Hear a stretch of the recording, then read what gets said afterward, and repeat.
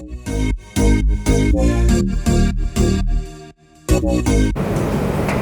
Sobat Pembelajar, pagi ini saya akan memberikan sedikit informasi mengenai apa yang dimaksud dengan KMPPKF, yaitu kerangka ekonomi makro dan pokok-pokok kebijakan fiskal, yang merupakan bahan yang dipakai oleh pemerintah bersama DPR untuk memulai pembahasan dalam penyusunan APBN.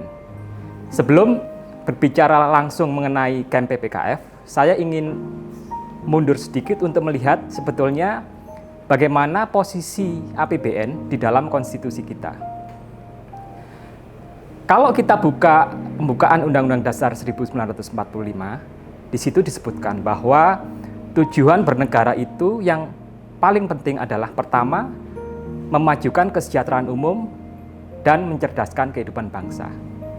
Kemudian kalau kita lihat di dalam batang tubuh Undang-Undang Dasar 1945, terutama di pasal 34 ayat 1, 2, dan 3, di situ akan terlihat bahwa tujuan bernegara itu juga digunakan untuk melindungi fakir miskin, anak-anak terlantar, menyediakan perlindungan sosial, menyediakan fasilitas pelayanan kesehatan, pelayanan umum, dan sebagainya. Apa yang dipakai oleh pemerintah untuk mencapai tujuan itu? Salah satunya adalah APBN.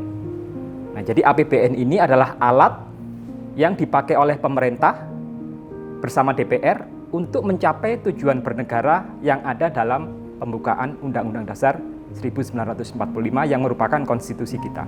Jadi di situ posisi dari kebijakan fiskal dalam hal ini APBN dalam konstitusi kita. Sekarang kita akan melihat apa yang telah dilakukan oleh APBN dalam 3 tahun terakhir selama ada krisis karena pandemi. Kita melihat bahwa 2020, 2021, dan 2022, APBN ini bekerja sangat keras untuk paling tidak memenuhi 3 hal. Yang pertama adalah menyelamatkan manusia, menyelamatkan kesehatan. Kita ingat tadi ada di konstitusi memajukan kesejahteraan umum. Dalam hal ini termasuk juga melindungi kesehatan masyarakat. Nah, dalam 3 tahun itu APBN memberikan berbagai pendanaan untuk program, misalnya vaksinasi, kemudian layanan kesehatan, perawatan untuk penderita COVID, dan sebagainya. Kemudian juga melindungi masyarakat miskin dan rentan melalui penyediaan perlindungan sosial. Kembali lagi itu juga untuk memenuhi amanat dari konstitusi kita, melindungi fakir miskin dan anak-anak terlantar. Kemudian yang ketiga juga APBN mendorong pemulihan ekonomi terutama agar UMKM, usaha mikro, kecil, dan menengah itu tetap bertahan dan tidak melakukan PHK atas pegawainya. Jadi di situ kita bisa melihat bahwa APBN ini adalah alat instrumen untuk mencapai tujuan bernegara yang sangat penting.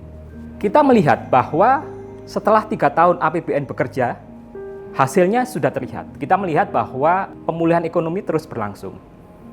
Tingkat pengangguran, tingkat kemiskinan terus membaik. Jadi memang itu menjadi bukti bahwa APBN ini adalah instrumen fiskal yang sangat efektif untuk menghadapi krisis.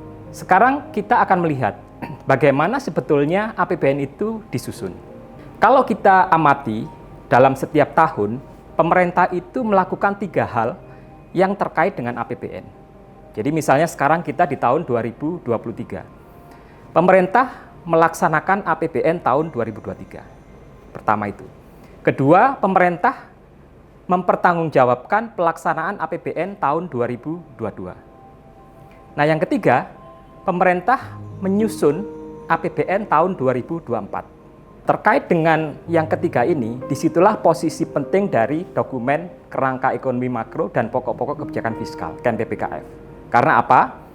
Karena kalau kita lihat dalam siklus penyusunan APBN, sekarang kita berada di bulan Mei misalnya, nanti pemerintah di minggu ketiga Mei, paling lambat tanggal 20 Mei, itu harus menyampaikan dokumen KMPPKF kepada DPR. Dokumen itu kemudian akan dipakai untuk menjadi bahan pembicaraan pendahuluan antara pemerintah dan DPR untuk menyusun APBN tahun 2024. Dalam dokumen itu dimuat misalnya kira-kira kondisi ekonomi makro di tahun 2024 akan seperti apa. Itu masuk dalam kerangka ekonomi makro. Kemudian resiko-resiko dan tantangan-tantangan yang akan dihadapi seperti apa. Misalnya dalam posisi sekarang, paling tidak ada 4 resiko yang besar yang akan kita hadapi di tahun ini dan tahun depan.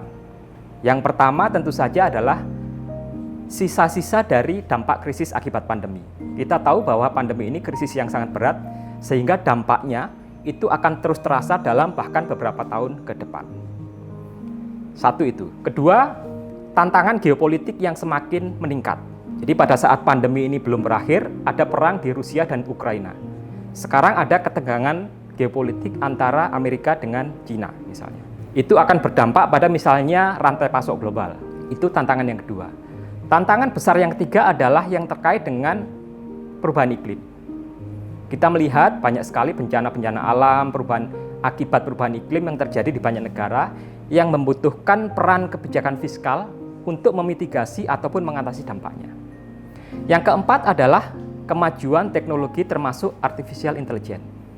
Nah, yang keempat ini tidak hanya risiko, tapi sebetulnya ada peluang. Tapi jika kita tidak dengan baik memitigasi dan mempersiapkan diri, maka itu akan menjadi risiko. Nah, menghadapi 4 tantangan itu, nanti dalam camp PPKF akan dimuat kira-kira strategi kebijakan ekonomi makro dan pokok-pokok kebijakan fiskal akan seperti apa. Misalnya, menghadapi tantangan teknologi, maka tentu saja harus ada persiapan sumber daya manusia, persiapan infrastruktur teknologi. Itu kalau kita lihat, kalau kita kaitkan dengan apa yang ada di konstitusi tadi, itu juga sangat terkait, mencerdaskan kehidupan bangsa. Jadi di situ ada alokasi untuk kesehatan misalnya, alokasi untuk pendidikan, alokasi untuk infrastruktur, yang tujuannya adalah untuk mempersiapkan manusia-manusia Indonesia menghadapi tantangan di masa depan. Dengan itu, dengan dilengkapi misalnya dengan percepatan pembangunan infrastruktur, maka itu akan membantu mendorong transformasi ekonomi kita karena kita ingin menjadi negara maju di tahun 2045. Jadi di sini adalah peran penting dari APBN sebagai instrumen fiskal untuk mencapai tujuan bernegara yang dimuat dalam konstitusi. Nah, itu adalah pentingnya dokumen camp PPKF. Nanti di akhir September, dokumen itu akan menjadi Undang-Undang APBN 2024. Jadi mulai Mei sampai September akan ada pembahasan antara pemerintah dan DPR untuk menyusun Undang-Undang APBN tahun 2024. Nah, tentu saja kalau kita lihat APBN ini kan size-nya itu sekitar 3.000 triliun. Kita tahu bahwa PDB Indonesia itu sekitar 21.000 triliun. Artinya apa? Artinya APBN itu sekitar 14 atau 15% dari size ekonomi Indonesia. Artinya apa? Kebijakan fiskal saya tidak cukup. Harus ada koordinasi sinergi dengan otoritas kebijakan lain.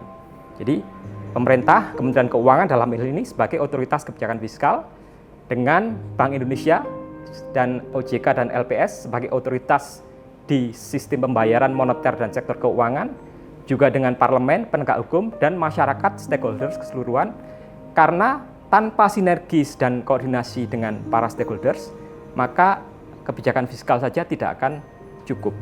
Tantangan ke depan akan semakin berat, kompleksitas kebijakan ke depan juga akan semakin meningkat, sehingga sinergi dan koordinasi antar stakeholder sangat diperlukan.